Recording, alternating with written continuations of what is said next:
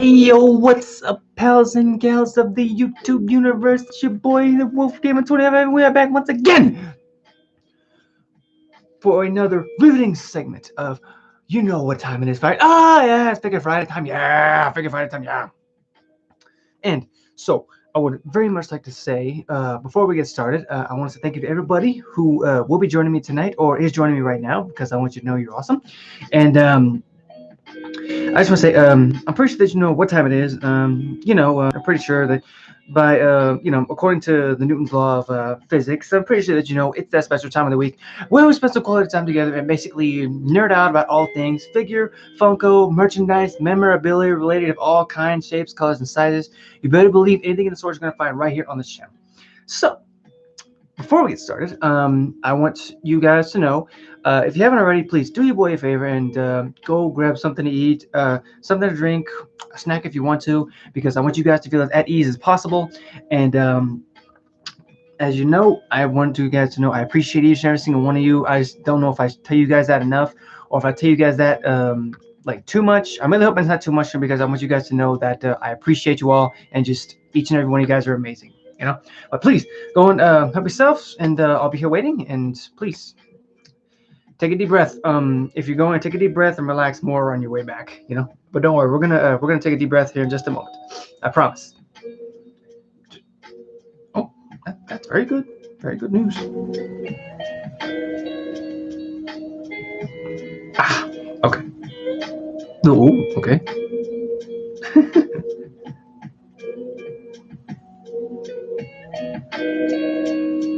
Okay.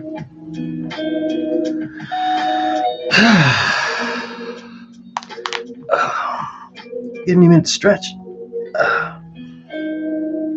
Oh yeah. Oh yeah. Also, I hope you guys enjoy the music because tonight is a little bit of a new, different selection. It's sort of a chill, kind of a chill like radio, that I found, the chill radio mix that I found on YouTube. And again, um, the music that I use is strictly for just aesthetic purposes, background noise. That's all, because I want you guys to know that I want you guys to feel as at ease as possible because this is a green zone, and just know that. But um, also, I hope you guys are keeping safe out there because I know that the coronavirus is still heavy out there. I know that a lot of folks are still struggling, whether to just like obey the laws and wear your masks, or like if you're getting vaccinated, that's good. Keep them safe, and hope you guys maintain the rules. Maintain 6 feet apart, washing your hands when necessary. And if you're not vaccinated, please, for the love of all things, wear the mask. Okay, it's not going to kill you to be a little bit safe. Okay, please help the community. Okay, because we're trying to kill this thing as fast as possible so that we can get back to our normal lives. Okie dokie. So, being that we have hit the 3-minute marker, we're going to go ahead and get started. I hope that you guys are settled in, and I hope that you have, if you please, will you join me? Good evening, Kenny. Good evening, good sir. Welcome, welcome. Please, if you'll join me, please just help me take a deep breath here and let it out. Just remember, guys, when doing your breathing exercises, remember to breathe through your nose and out through your mouth slowly, because that way it helps the circulation, Because, it's one thing that I can't stress enough is the breathing exercises, because I actually do them a lot. I know, Kenny, I know you can sympathize with that. You probably know why, Okay, one more. And of course, I like to practice, Tai Chi in my, sometimes when I have a little bit of more downtime, and especially on the weekends, because it helps me relax. But I hope you guys are ready for this evening. I hope you're all settled in, because as you guys know, it's just you, me, and the merchandise of tonight. So tonight's episode is going to be especially evil. Now, the only reason I say that is because we're going to be introducing 2 new figures tonight, and both of them, I would say, they're coming out of the world of Infinity Stones, Mad Titans, and Evil Laughs. That's right, folks. We're going to be heading back once again into the world of the MCU. Just for those of you guys who don't really know or keep up with that, it's the Marvel Cinematic Universe. And I'm sorry.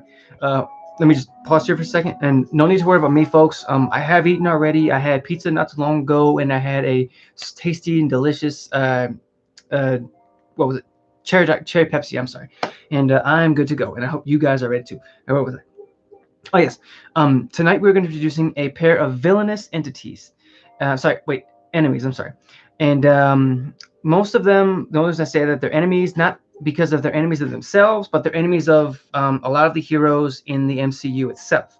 Now, one of them is a lady with well, some lovely pedicures and fingernails, and of course, the other is what's known as an interdimensional entity. Now, there's a reason for that.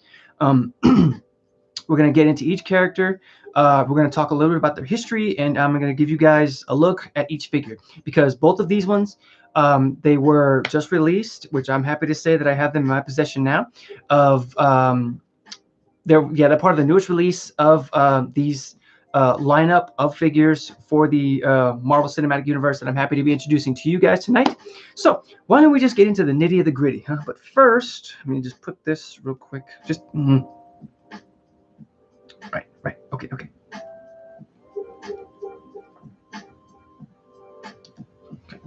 Just let them know. Okay, cool. Oh, dang, that pizza's are starting to come back on me. But yes. So first up, I figured we could go ahead and sink our claws into the first of this villainous showcase. Now, we're going to be introducing the first one. This particular furious female made her debut in a Daredevil comic, issue number 197, I believe it was, and it was oh, crap. I was reading this stuff yesterday. It was April of 1983. I'm sorry, my apologies. And she went by one of her many aliases. One of them, of course, was Yuriko Oyama, but she had a far deadlier alias, folks, and that name was Lady Deathstrike. That's right, folks. The first of the villainous showcase tonight of the newly released lineup of Marvel cinematic supervillains, and this is the Marvel Legends series. Now, I feel terrible because in my hurry and in my excitement to get this furious female ready, I forgot to cut the devil's tape. So I'm gonna have to take an alternative route here and kind of tear up the box a little bit, but that's okay, because it only has to take a small tear. So I'm gonna just get her out of there. Oh, she looks lovely. Come on out, here we go. Come on out. Now, there was a version of her, like the first time I saw her. Let me guys look at her. There she is. There's Yuriko. Look at her. She's sporting. I know it may seem like armor or something like that, but it's actually traditional Japanese type samurai type armor or something like that. But there's a reason for it, because I remember the first time that I actually laid eyes on Lady Deathstrike was in the X-Men cartoon back in the day, which was when she was getting into a skirmish with her old friend Wolverine. And yes, it's true that she is the Ten-Finger Terror, as most another alias has called her, but she is definitely not to be trifled with. So, yes, as I said, this is the first character, and she does come with a story. I can't get over the freaking design of this thing, mainly because this is the same outfit that she was wearing when she made her debut in the X-Men cartoon. Now, I don't know if it was in the comic series. I believe it was, but I did not get a chance to get into that history. Please forgive me. But yes, she's the daughter of a kamikaze pilot who was actually scarred, like, terribly, horribly during a failed suicide attempt during one of the many wars. But that particular failed pilot actually had become head of the Oyama Industries. I'm sorry. And during the time, he actually still cared about his daughter Yuriko here. He wanted to give her the best, like, schooling and the best of everything that he could even give her. Now, she was taught and tutored by a great woman. Now, I don't want to say the name because it's also a fun fact, but there's other fun facts that I did find out about her, so I want to include this one. Um, she was actually tutored by a woman known as Marcy Stryker, and I'm pretty sure you guys can guess who she's the wife of. And that's right, Colonel William Stryker, the same guy who was responsible for the Weapon X program. Well, one of the many who was responsible for it, but you know where I'm going with this. But since the father had actually felt shamed by his failure, he decided to become involved in the wonderful world of bonding metals, and especially adamantium, which of course is what is actually on her fingertips here. Those are adamantium claws. Now, that's one of the many things that distinguishes her from Wolverine, is the fact that yes, she has more claws, which is one of the many reasons why she's 10 times worse as an enemy to deal with. Because while Wolverine only has the six, she's got a 10 finger advantage on all of her enemies, because I'm talking like every finger just. And of course, we got a good look at um, her actual live action version in the second X-Men movie, which starred Hugh Jackman. I thought that was great. I loved her character design. I thought that she just looked amazing and just deadly, honestly. But that's the best start for another time. My apologies. And in which that the bonding metal that he did get interested in was actually used on Yuriko herself, and thus she became a deadly weapon. But she was also she was basically converted into being half a cyborg. That was also part of the program and the experiments that her own father had performed on her. Now, it was actually known as Project Spiral, and yes. Wait, I'm sorry. The one who converted her wasn't her father. Let me run that back because I remember I read that yesterday. It was actually by the spiral guy that I was talking about is actually an extra dimensional being that visited her and thus was able to successfully bond the cybernetic portion of her to her body, and of course, um, and uh, and of course it bonded not only that but the adamantium to her entire skeletal system, which is why if you guys look close enough right here, not right there, you pervs, right there, like right there on her chest area, you see those little wire looking things. Those are actually parts of the computer tech, and I thought that was much of a cooler design because there's also a fun fact that I found out about that, but that's right after we get to the ending of her character. um, and of course, she became a very well-known supervillain in the MCU, and of course, one of the X-Men's like most deadliest and greatest enemies, especially to Wolverine, because in the beginning, she and Wolverine actually shared a very rich past, and there was a moment in time where Yuriko here actually fell under mind control thanks to William Stryker, which I mean, it doesn't really surprise me because I saw that coming a mile away. And of course, you get a pretty good picture of that too. If you watch the second X-Men movie, then you will definitely know what I'm talking about. But now we'll get into the fun facts that I'm talking about her. Did you guys know? Did you guys know that her being half cyborg, she can actually interface her consciousness into external computer systems that includes supercomputers, defensive computers, any kind of thing you can think of. Like, it's just ridiculous because if she wanted to, if she got close enough to the, like, say, the computer at the Pentagon, she could launch like an array of missiles and destroy a country if she wanted to. But another thing is the fact that she's trained in the art of both kinjitsu and samurai skill, which is why she's so diverse when it comes to both like an enemy and a character on her own. Because at the same time, it gives more of a richer look at her history, being that she was raised in central Japan. And there was I don't think they included it on here, but in the comic book version of her there was actually a scar on her face, and that part was actually given to her by her father. That part I did not lie about. You are welcome to look that up. Whew, man, but honestly, I really love her history. I love the character design. I love the fact that they just decided to include the samurai looking armor, the headband, all that, the tech looking look on her claws. Because if you also look right here on her wrist, there's also more of the tech savvy look. Yeah, there you go. Don't worry, the claws won't hurt you as long as you don't try nothing. So here you go. Thank you for coming. I'm just gonna put you right there. All righty. Let me just get the next guy ready. Okay. Now, I'm pretty excited about this next one too because I didn't even know they were gonna make a second figure of him, being the fact that they made one of him a while back. But I mean, I saw the price on that thing and I thought, are you kidding me?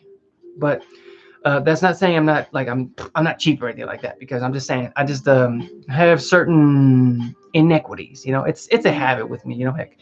But before we get into this next one, are you guys good? Are you good? Because I want to make sure that you are good because you are awesome and I appreciate you so much. Wait, who's messaging me?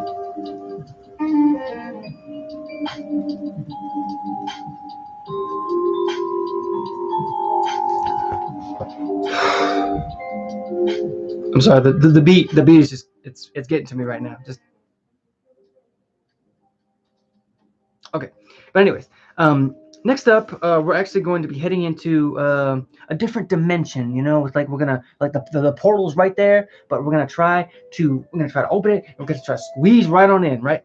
So, we're going to introduce the next character who made his debut in a Stranger Tales comic issue number 126 back in November of 1964, who is an extra dimensional being, not like Spiral. This guy is a lot worse. He's a lot more powerful.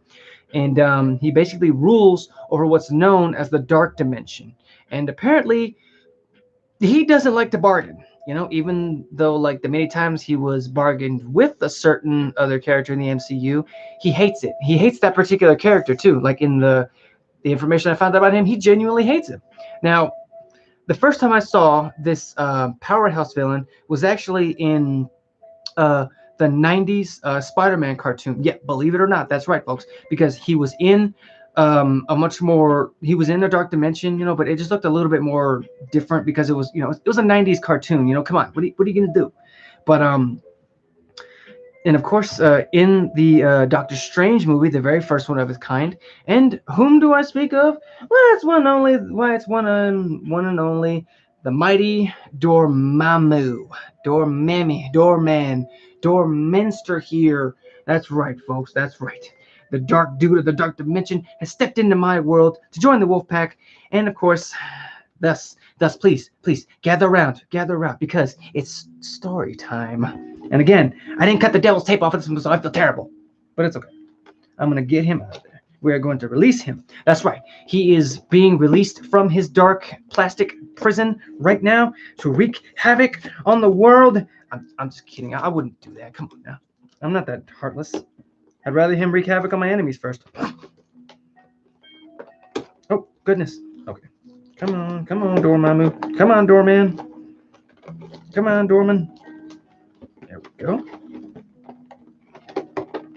Spoke to me. Speak to me. Oh, come on, plastic. There we go. Again, this was actually another one that I was excited to find because I didn't think I was ever going to find a different one like him. He comes with accessories. Accessories galore. Beautiful. Wait, what the heck is that for? Oh, okay, that part comes off. Whoops. Sorry. Okay. Let me just position you real quick. And of course, there he is, folks. Check him out. If the camera focuses. Maybe if I do this. Maybe. Wait. Let me just zoom in real quick. There we go. Check him out. Now, this, as I said, this is actually the comic book version of him. Whereas, like the '90s cartoon version I saw of him, it kind of has a lot of similarities. His head was on fire and everything, but his outfit was a lot different. But as I said, it is story time, folks. So, he was born untold like thousands or maybe even millions of years ago in the dimension of the vastly powerful energy entities known as the Faltines, Faltine. I'm sorry if you guys can pronounce that better than me. Props to you. But unlike the others in that dimension, he wanted energy. Well, I'm sorry, they wanted energy. That's one thing that they hungered for. But one thing about Dormammu here, he did not hunger for energy. He actually hungered for matter. Now, the only reason that is because he found matter more powerful than energy. And uh, over like, I mean, during that time, um, like the citizens or like the extra people in that particular dimension had actually banished him and his sister into the dark dimension. His sister's name was Umar, Umar. I'm sorry if I'm terrible at pronouncing names tonight, you know. And they instituted themselves into the roles of the advisors of the current king of the dark dimension, who was King Olnar, Olnar. You know, just and basically they taught him. Yes, they taught the king things. Honestly, they taught him how to like sort of how can I put this? Like exploit and just sort of like use the pocket dimensions to absorb other dimensions into the dark dimension itself. But unfortunately, the king had actually passed on and died, and during that time, the siblings had actually secured ownership of the dark dimension. But sometime later down the line, Dormammu actually banished his own sister. And doing so, he decided to take sole custody of the dark dimension itself, becoming the ruler and being of just like immense mystical and dangerous powers that he uses to conquer other universes and other dimensions as he sees fit. Because that was always his ultimate goal, was to conquer like every dimension, every universe, every world. Because if it weren't for Doctor Strange had to step in and sort of make that bargain with him, then Earth would have been swallowed into the dark dimension. It's ridiculous, honestly. But before I get into the fun facts, I want to show you guys some accessories that he came with.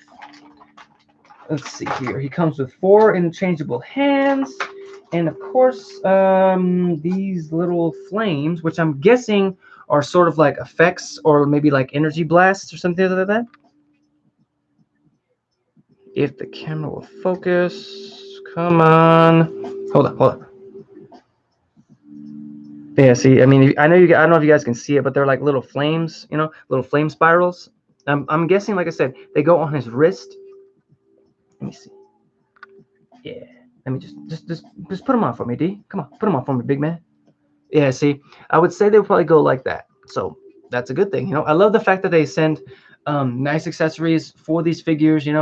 Um, Again, the characters are just bafflingly nice. They are amazing, and I love the character designs on each one. I love that they gave them their first ever costumes, or their comic book versions of their costumes, and just it adds more to the character, and it makes me so happy to have them here joining the pack tonight. But let me just give you some fun facts about Mr. Doorman here. Did you guys know? That he controls his own race of beings themselves, known as the mindless ones, that can basically destroy entire civilizations if they wanted to, honestly, because they show no fear, they have no emotion, they have no say so whatsoever. Basically, if he points and says destroy, you're done.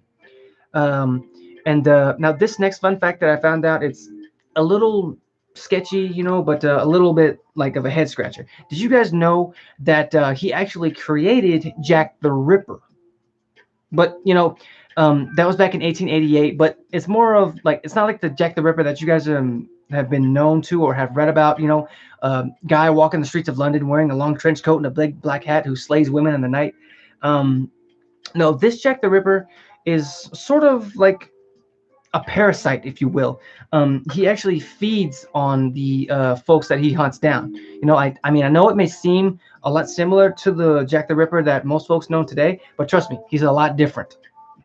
And probably the coolest fact that I found out is that if you guys have seen the Doctor Strange movie already, the guy who plays Doctor Strange, Benedict Cumberbatch. Did you guys know that the voice of Dormammu in that movie was actually done by Benedict Cumberbatch as well? That is true, folks. Benedict Cumberbatch did both his own voice and the voice of Dormammu in that movie, because he was also known for playing the role of the dragon in the Hobbit movie, The Desolation of Smaug. He actually voiced the dragon in The Room of Gold. Now, I didn't know that until I read like the similarities between his character and Dormammu, because he was approached about the Dormammu role, and he accepted honestly with flying colors because I thought that he did great on honestly, and you could honestly see between the two characters just like going at it. Just it was just an all around great scene and so just comedic in my opinion, honestly. Since it's I just found it ironic because the very person that Doctor Strange came to bargain with was himself, but that was just a little like little fun fact that everybody didn't know, or if you did, more props to you. But yeah, I'm gonna go ahead and end the stream right here, folks. I want to say thank you to everybody who came out to see me tonight. If you like, feel free to hit the follow button when it does appear here. Feel free to sample this lovely video or this fight montage that I did finally just finish. It's fresh, it's brand new. It features the poster boy from Mortal Kombat, Scorpion. So please check that out if you want to. And until next time, guys. Also, from here, I'm going to be heading out to Twitch to do some gameplay there. If you guys feel free to come and watch. Safe. You too, Kenny. Be safe, my man. You guys, all you guys be safe out there, please. And again, follow button here. Fresh video here. Brand new fight montage featuring the Man on Fire Scorpion. And until next time, guys, I hope to see you guys in my next episode. And until next time, stay safe, stay awesome, stay weird, stay yourselves, be zen, and be safe. Peace.